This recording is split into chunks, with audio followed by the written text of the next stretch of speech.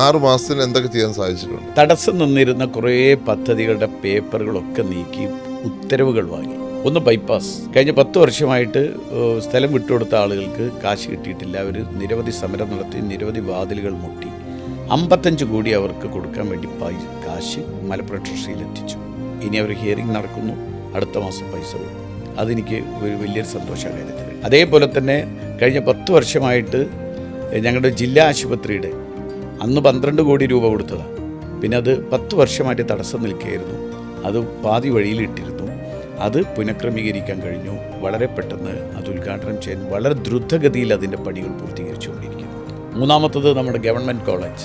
Government college 2014 അനുവദിച്ചതാണ്. ആ അനുവദിച്ച government സ്ഥലം എടുക്കാൻ പോലും കഴിഞ്ഞിട്ടില്ല. അതിൻ്റെ സ്ഥലമെടുപ്പ് പൂർത്തിയായി. കിറ്റ്കോ അതിൻ്റെ കെട്ടിടത്തിന് വേണ്ടി കിഫ്ബി പദ്ധതി ഉപയോഗിച്ചുള്ള അതിൻ്റെ ഡിസൈൻ, അതിൻ്റെ പ്ലാനിങ്, അതിൻ്റെ എസ്റ്റിമേഷനൊക്കെ